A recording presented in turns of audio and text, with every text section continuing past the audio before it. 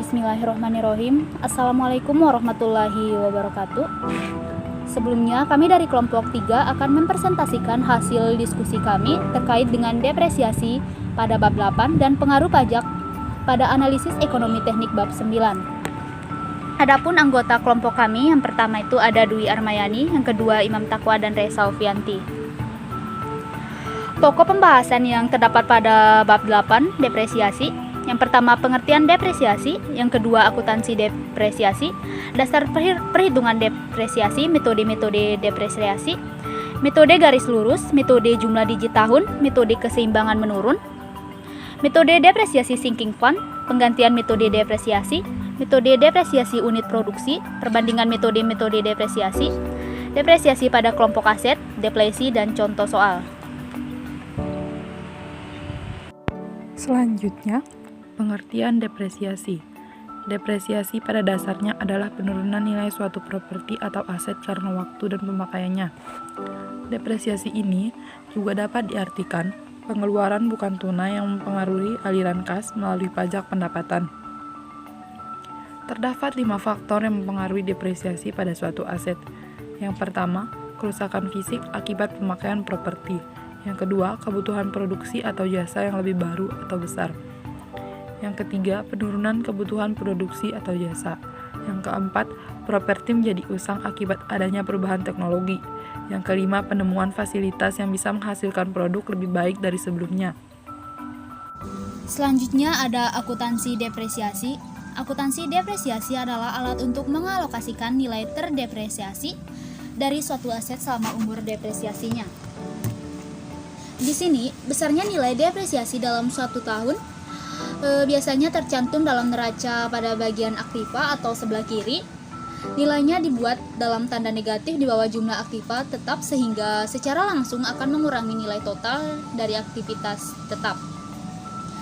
Dengan demikian, maka depresiasi termasuk dalam pengeluaran sebelum pajak atau tax deductive expense. Terus ada dasar perhitungan depresiasi.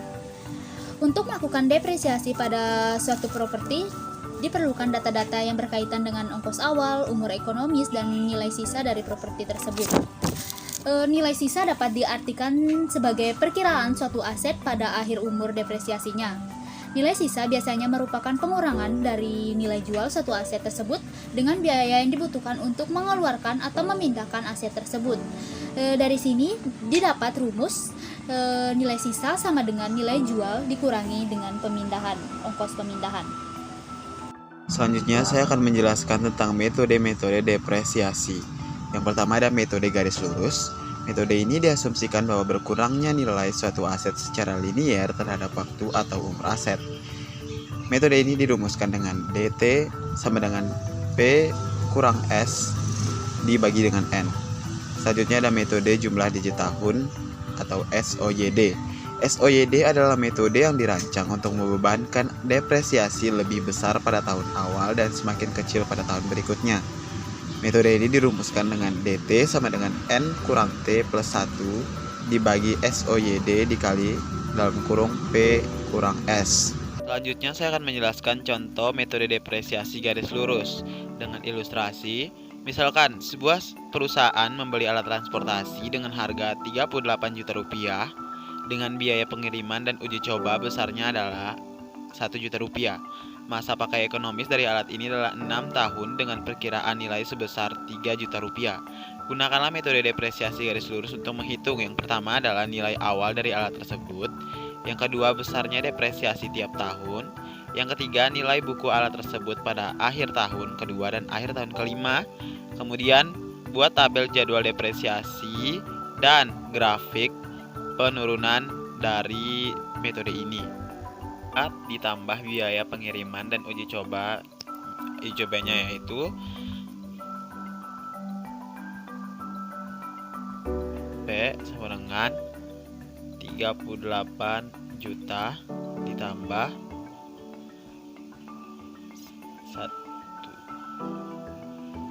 1 juta sama dengan 39 juta. Nah, inilah hasil akhir dari nilai awal dari alat tersebut, yaitu 39 juta. Kemudian yang kedua, itu besar depresiasi setiap tahun. Nah, untuk rumus besar depresiasi tiap tahun itu dirumuskan dengan, tulis dulu.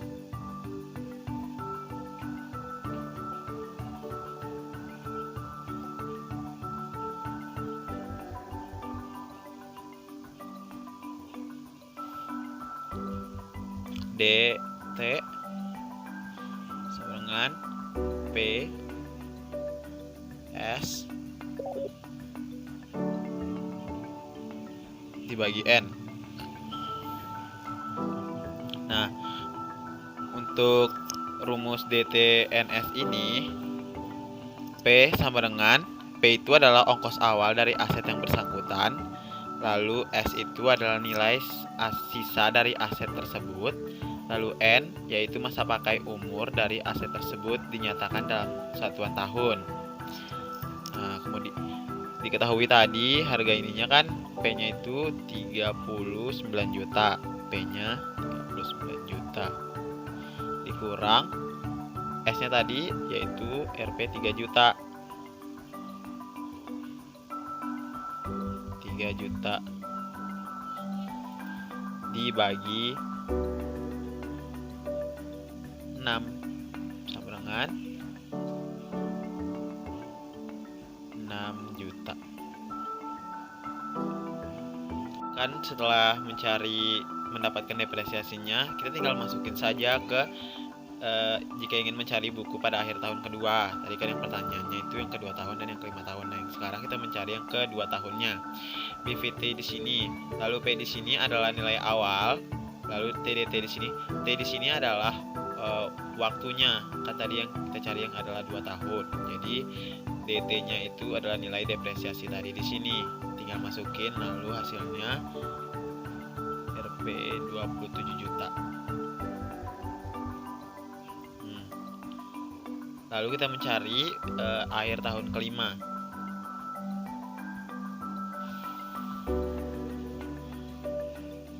Dengan menggunakan rumus yang tadi,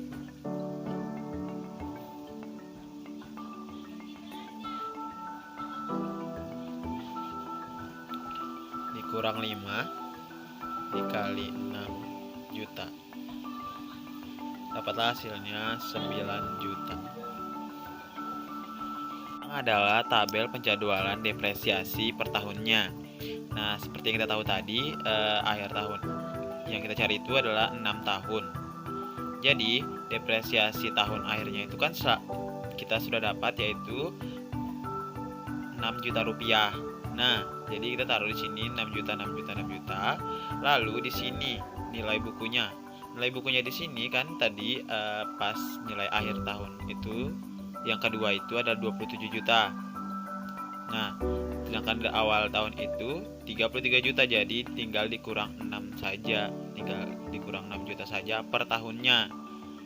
Jadi di sini adalah rentetannya 39 dikurang 6, 33 dan seterusnya sampai pada akhir tahun ke-6 itu 3 juta rupiah. Nah, di sini sudah ada grafik nilai buku dan umur alat. Di sini BV melambangkan juta dan ini tahunnya. Nah, di sini ada rentetan awal tahun, yaitu tahun ke-1, ke-2, ke-3 dan sampai ke-6.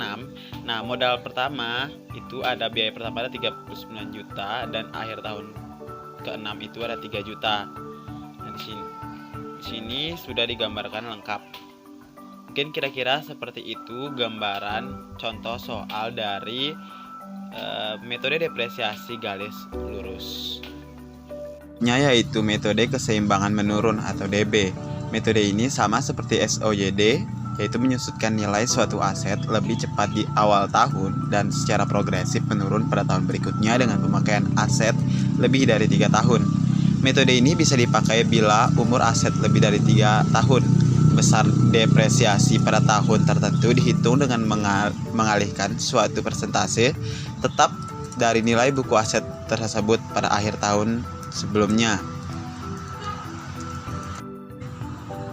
Metode depresi seeking fund Asumsi dasar yang digunakan pada metode depresiasi sinking fund adalah bahwa penurunan nilai suatu aset semakin cepat dari suatu saat ke saat berikutnya. Peningkatan ini diakibatkan karena disertakannya konsep nilai waktu dari uang sehingga besarnya depresiasi akan meningkat seirama dengan tingkat bunga yang berlaku. Dengan kata lain, besarnya depresiasi akan lebih kecil pada tahun-tahun awal periode depresiasi. Dengan sifat yang demikian, maka pemakaian metode depresiasi sinking fund tidak akan menguntungkan bila ditinjau dari sudut pajak yang harus ditanggung perusahaan. Alasan inilah yang menyebabkan metode depresiasi ini jarang dipakai. Besarnya nilai patokan depresiasi tiap tahun dihitung dari konversi nilai yang akan didepresiasi P dikurang S selama N periode ke nilai seragam tahunan dengan bunga sebesar I%. Penggantian metode depresiasi. Seringkali untuk mempercepat laju depresiasi, perusahaan melakukan penggantian dari suatu metode depresiasi ke model lainnya selama metode DB ke metode SL. Jadi, pada beberapa tahun awal periode depresiasi perusahaan menggunakan metode DB dan pada tahun-tahun terakhir diganti dengan metode SL. Sebagaimana yang telah diuraikan pada metode sebelumnya bahwa laju depresiasi akan mempengaruhi besarnya nilai present worth dari pajak yang harus ditanggung oleh perusahaan. Untuk tujuan memperkecil nilai present worth dari pajak yang akan dikenakan pada perusahaan, metode depresiasi yang lajunya lebih tinggi pada tahun-tahun awal akan lebih menguntungkan. Tidak heran perusahaan akan mengganti metode-metode tersebut. Depresiasi unit produksi atau UP. Apabila penyusutan suatu aset lebih ditentukan oleh intensitas pemakaiannya dibandingkan dengan lamanya alat tersebut dimiliki, maka depresiasinya bisa didasarkan atas unit produksi atau unit output dari aset atau properti tersebut. Pada prinsipnya, unit produksi bisa dinyatakan dari salah satu ukuran di antaranya output produksi dan output proyeksi pendapatan. Output produksi, misalnya volume atau berat dari material yang dipindahkan oleh suatu alat pengangkutan material pada tahun tertentu dibandingkan dengan berat atau volume material yang diperkirakan bisa dipindahkan selama masa pakai dari alat tersebut. Hari operasi menunjukkan jumlah hari operasi suatu aset selama tahun tertentu dibandingkan dengan aspek total hari operasi dari aset tersebut selama masa pakainya. Selanjutnya adalah proyeksi pendapatan. Menunjukkan estimasi pendapatan pada tahun tertentu dari suatu aset yang disewakan dibandingkan dengan estimasi pendapatan dari penyewaan alat tersebut selama masa pakainya. Pada metode depresiasi unit produksi ini, besarnya depresiasi diperhitungkan sama untuk tiap satuan output produksi dari aset tersebut tanpa memperhitungkan berapa lama output tersebut dicapai. Adapun perbandingan metode-metode depresiasi, yang pertama di antara metode depresiasi adalah sebagai berikut. Metode garis lurus adalah metode yang paling mudah cara perhitungannya dan cukup banyak dipakai. Metode jumlah digit tahun atau SOYD dan menentukan keseimbangan menurun DB atau DDB adalah metode-metode yang dipercepat, artinya menimbulkan depresiasi. Metode depresiasi sinking fund adalah metode yang kebalikan dengan metode DB atau SOYD karena besarnya depresiasi justru lebih kecil pada tahun-tahun awal dibandingkan dengan pada tahun-tahun berikutnya. Selanjutnya, depresiasi pada kelompok aset. Pengelompokan berbagai aset dalam kaitannya dengan depresiasi biasanya dipilih salah satu dari 3 jenis pengelompokan berikut. Yang pertama, perhitungan grup atau group classified. Yang kedua, perhitungan klasifikasi atau classified account. Yang ketiga, perhitungan komposit atau composite account. Selanjutnya ada deflasi. Deflasi atau depresiasi adalah penyusutan nilai suatu aset karena waktu, sedangkan deflasi adalah hasil dari aktivitas pengambilan atau pemindahan suatu aset yang dilakukan dengan sengaja. Contohnya adalah pengambilan batu bara dari suatu pusat pertambangan, pengambilan kayu dari hutan, pengambilan pasir atau batu dari alam, dari reservoirnya di dalam tanah dan sebagainya. Selanjutnya, pembahasan tentang bab 9, pengaruh pajak pada analisis ekonomi teknik. Terdapat beberapa pokok pembahasan. Yang pertama, pengertian perhitungan pajak, perhitungan dasar-dasar perpajakan, efek pajak pada model depresiasi yang berbeda, mentabulasikan ajaran kas setelah pajak, efek pendapatan kapital pada pajak. Contoh soal. Definisi dalam perhitungan pajak. Pendapatan kotor adalah semua pendapatan baik berasal dari penjualan maupun bunga selama satu periode. Pengeluaran adalah ongkos yang harus ditanggung ketika terjadi transaksi bisnis. Pendapatan terkena pajak adalah jumlah pendapatan yang akan dikenakan pajak sesuai peraturan pajak. Dengan rumus-rumus sebagai berikut. TI sama dengan GI min E min D. CG sama dengan SP kurang PV. CL sama dengan BP dikurangi SP, RD sama dengan SP dikurang BF. Rumus ini akan dijelaskan berikutnya dan penambahan contoh soal. Selanjutnya perhitungan dasar perpajakan. Besarnya pajak yang harus ditanggung perusahaan adalah pendapatan terkena pajak dikali dengan tingkat pajak yang dikenakan. P sama dengan TI dikali T dan P sama dengan GI min E min D kali T. Selanjutnya, efek pajak pada model depresiasi yang berbeda. Pemilihan model depresiasi yang tepat bisa mempengaruhi besarnya nilai present worth pajak yang harus ditanggung oleh perusahaan. Apabila tingkat pajak yang dikenakan konstan, pendapatan tahunan perusahaan lebih besar atau sama dengan depresiasi tahunannya, dan nilai sisa diharapkan tidak berubah, maka besarnya pajak yang harus dibayar oleh perusahaan akan tetap sama walaupun metode depresiasinya berbeda. Namun perlu diingat, dengan metode depresiasi yang berbeda, nilai present worth dari pajak yang akan dibayar akan semakin rendah apabila metode depresiasi yang digunakan semakin tepat menurun dari aset yang didepresiasi. Besarnya nilai present worth pajak yang ditanggung secara langsung akan dipengaruhi oleh besarnya pajak yang harus dibayar pada setiap periode akuntansi. Perbedaan ini bisa dimengerti karena besarnya depresiasi secara langsung akan mempengaruhi besarnya pendapatan terkena pajak.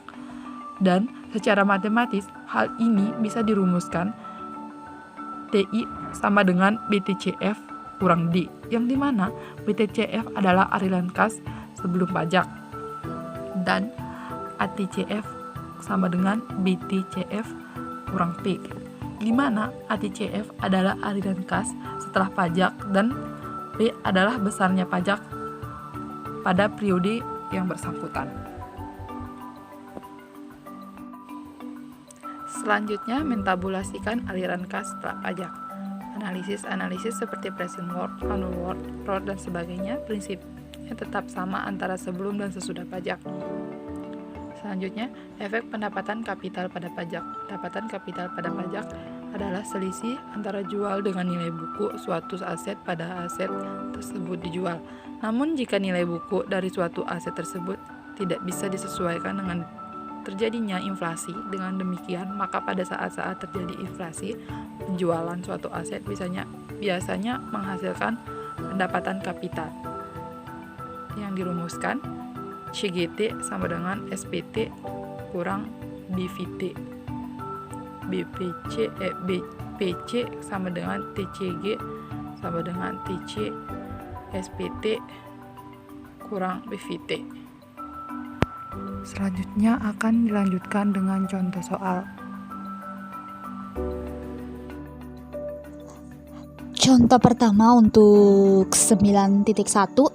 Pada tahun 1994, PT BCD memiliki pendapatan kotor sebesar 5,5 miliar dengan total pengeluaran dan depresiasi untuk tahun tersebut adalah 3,7 miliar. Berapakah pajak pendapatan yang harus dibayar oleh perusahaan bila pada interval TI tersebut tingkat pajak yang dikenakan adalah 45%? Di sini rumus yang kami gunakan TI sama dengan pendapatan kotor dikurangi dengan pengeluaran dan dikurangi dengan depresiasi. Jadi di sini 5,5 miliar dikurangi 3,7 miliar sama dengan 1,8 miliar.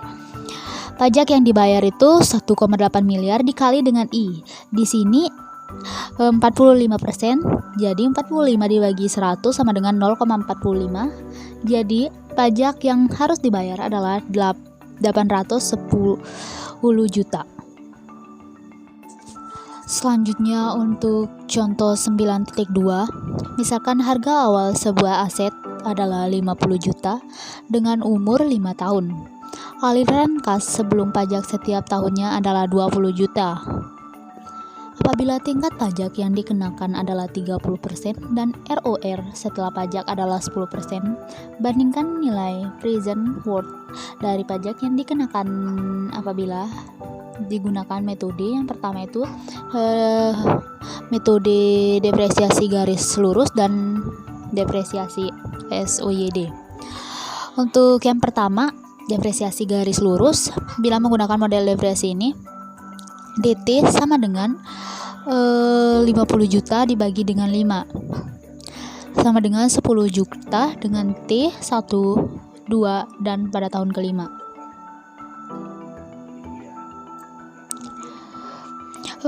Karena besarnya aliran kas sebelum pajak BTCF tiap tahun selama 5 tahun adalah sama, yaitu 20 juta dengan besarnya depresiasi adalah 10 juta, maka besarnya pendapatan terkena pajak adalah TI tadi 20 juta dikurangi 10 juta jadi sama dengan 10 juta. P sama dengan 0,3 dikali 10 sama dengan 3 juta. 0,3 ini diambil dari tingkat pajak yang dikenakan adalah 30%. 30 dibagi dengan 100 jadi 0,3. Bila ditabulasikan dalam bentuk tabel, maka hal ini akan terlihat seperti pada tabel 9.1 yang dimana tahun ke-0 itu min 50 juta, depresiasinya tidak ada. Terus untuk tahun 1 sampai 5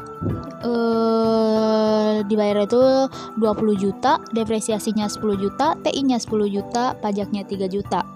Besarnya nilai nominal pajak yang dibayar 5 dikali dengan 3 juta sama dengan 15 juta, dan besarnya nilai present worth dari pajak tersebut adalah PW sama dengan 3 juta dikali dengan P per A dikali 10% dikali 5 tahun.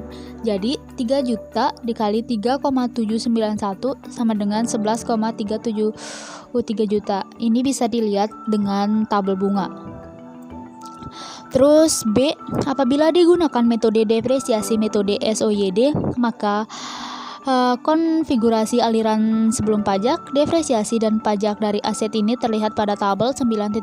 Perhitungan besarnya depresiasi dilakukan dengan rumus DT sama dengan dalam kurung T 5 min T plus 1 per 15 dikali dengan 50 juta. Ini bisa dilihat tabel-tabelnya. Tabel pada tabel 9.2 perhitungan pajak dengan depresiasi SOYD.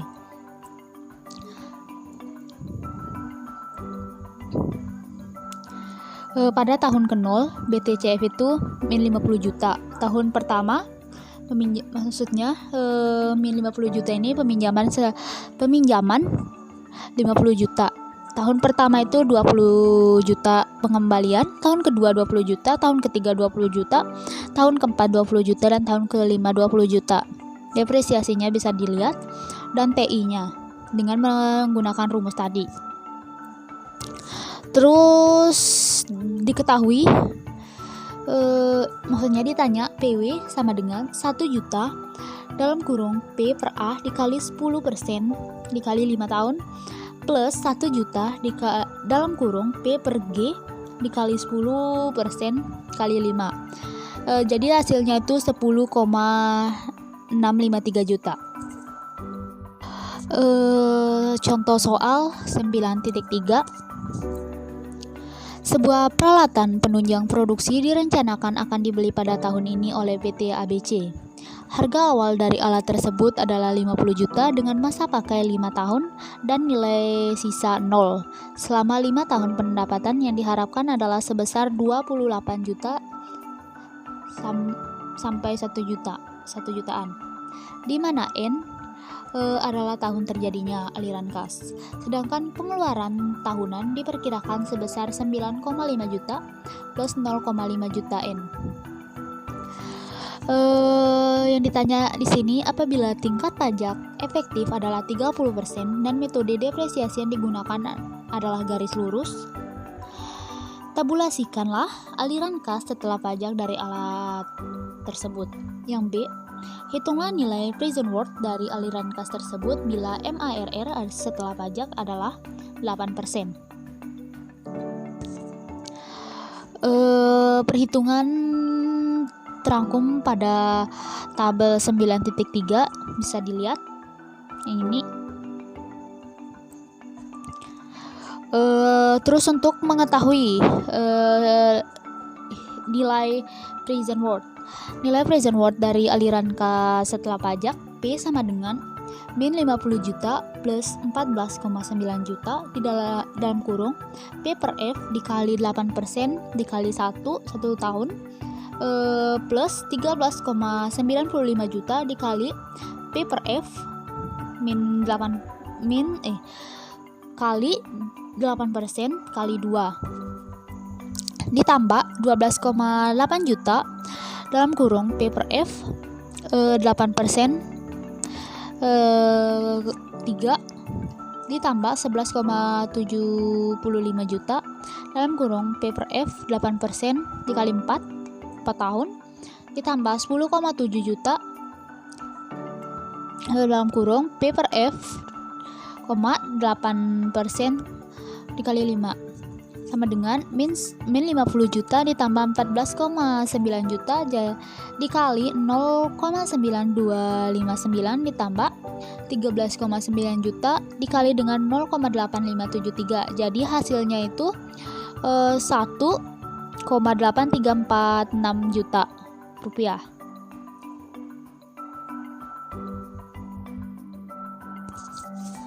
Selanjutnya contoh soal 9.4. Diketahui itu dilihat pada tabel aliran kas setelah pajak untuk contoh 9.4 dalam juta rupiah. Pada tahun pertama, maksud saya pada tahun ke-0 meminjam 500, depresiasi 0, TI 0 dan ATCF itu min 500. Pada tahun 1 sampai 5 pembayaran itu 200, depresiasi 75, TI 125 dan ATCF itu ada 156,25. Pada tahun ke-6 200 ditambah dengan 5. Pada tahun berikutnya depresiasi 75, TI 125 dan ATCF itu ada 156 min 25 ditambah 50. Ditanya besarnya depresiasi tiap tahun, tabulasikan aliran kas setelah pajak, ROR sebelum pajak dan ROR setelah pajak. Untuk solusi untuk besarnya depresiasi tiap tahun itu bisa dilihat DT sama dengan 500 juta dikurangi 50 juta per 6 karena pembayaran dilakukan selama 6 tahun. Jadi hasilnya 75 juta. Terus tabulasikan aliran kas.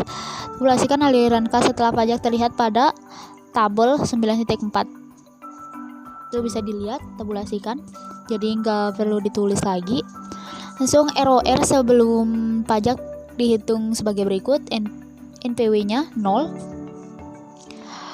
Min 500 juta ditambah 200 juta dikali P per A I persen dikali 6 plus 50 juta dalam kurung P per F dikali I persen dikali 6 plus 0 atau 200 juta di dalam kurung P per A dikali I persen dikali 6 plus 50 juta dikali P per F I dikali I persen dikali 6 sama dengan 500 juta dengan mencoba I sama dengan 30%. Jadi ditemukan hasil sebesar 538,960. Terus dengan pencapaian 440% pencapaian I menghasilkan 33,94%.